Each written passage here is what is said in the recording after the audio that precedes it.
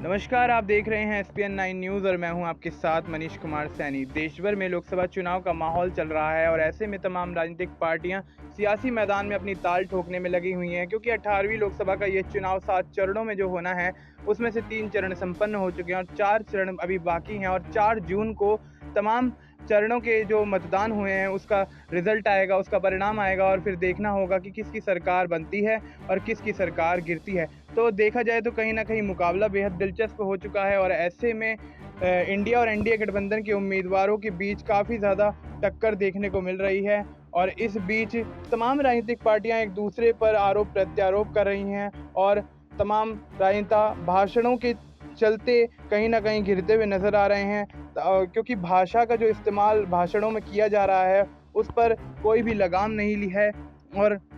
ऐसे में तमाम शब्दों का चयन बहुत ही ज़्यादा ज़रूरी है, क्योंकि लोकसभा चुनाव है, 18वीं लोकसभा का चुनाव है और ऐसे में अगर आप जनसभा संबोधित कर रहे हैं या किसी भी भाषण को संबोधित कर रहे हैं, तो उसमें कहीं न कहीं शब्दों की एक मर्यादा होनी लाज़मी है, क्योंकि शब्दों की मर्यादा की बात पर आकाश आनंद, जो कि मायावती के भतीजे हैं, वो भी हाल ही में घिरे हैं। उन्होंने भी शब्दों की मर्यादा न रखते हुए तमाम भाषणों में जो शब्दों का इस्तेमाल किया, उस पे कहीं न कहीं सियासत गरमाई हुई है और बसपा के पीछे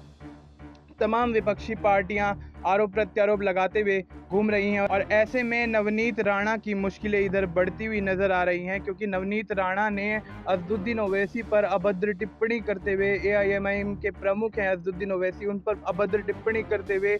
गलत शब्दों का इस्तेमाल करते हुए, ठीक शब्दों का चयन ना करते हुए 15 सेकंड में उन्होंने ऐसी बातें कह दी हैं जिसको लेकर सियासत काफ़ी ज़्यादा गरमाई हुई है और नवनीत राणा पर केस दर्ज हो गया है। जी हाँ, आपको बता दें कि अमरावती से बीजेपी की उम्मीदवार नवनीत राणा पर केस दर्ज हो गया है और उनका बयान था कि